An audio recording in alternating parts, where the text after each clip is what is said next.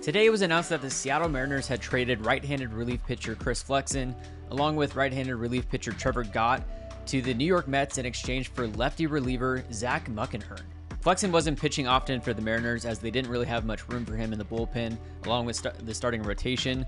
In 17 games this year, he pitched 42 innings to the tune of a 7.71 ERA and a 1.857 whip. If you think back, Chris Flexen was with the Mets from 2017 to 2019, being pretty ineffective with them. He then went over to play in Korea, and in the offseason of the 2020 season, the Mariners signed him to a 2-year deal, and he had a couple very effective years for the Mariners in 2021 and 22, until this year, there wasn't room for him in the rotation. He was moved to the bullpen at the end of last year, and things just didn't quite pan out for him this year. And about a week ago, he was designated for assignment, but apparently there might have been a clause in his contract stating that the Mariners couldn't send him to AAA, so they had to DFA him and find a potential trade partner. But then after acquiring Flexen, the New York Mets then announced that they would also be designating Chris Flexen for assignment. So from what it seems, it was basically a trade Trevor Gott for Zach Muckenhirn, and the Mariners were also able to dump off Chris Flexen's salary to the Mets. So the big picture, what it looks like, it seems that the Mets wanted Trevor Gott, so they traded for Chris Flexen's contract on top of Trevor Gott in exchange for Zach Muckenhirn to the Mariners. Trevor Gott for the Mariners was effective at times as he pitched to a 4.03 ERA and a 1.414 whip over 30 games, 29 innings pitched this year for Seattle. Gott was signed to a major league contract this offseason by the Mariners after last year playing for the Brewers. Gott had 1.5 years left of club control, and Twitter is saying that this is a salary dump by the Mariners, getting rid of around $4 million that they would be due to Flexen the remainder of this year.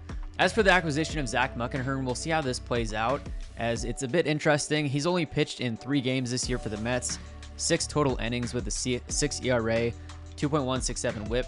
But so far in AAA this year, he's pitched in 30 2/3 innings to the tune of a 0.88 ERA and a 1.109 whip.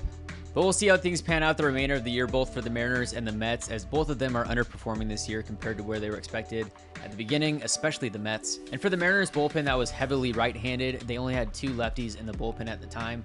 We'll see if adding another lefty in Zach Muckenhirn will help them out, and then we'll see if Muckenhirn can duplicate his results that he's seen in AAA, bring him up to the big leagues. I'm sure we'll see activity from Dipoto and the Mariners front office pick up over this next month, as the MLB trade deadline is on August 2nd, and depending on how the team does from now until then might shape the types of moves that the Mariners will be making. The Mariners start their series against the Giants tonight in San Francisco. They have 3 games against the Giants before heading to Houston, with 4 games against the Astros before heading into the All-Star break. Make sure to follow me on Instagram and TikTok if you're not already, as well as subscribing to my YouTube channel. I'll be posting some player interviews over the next few days. Let me know in the comments below what trades you think the Mariners should make, if any at all. And make sure to like and subscribe for more baseball and Mariners content throughout the season.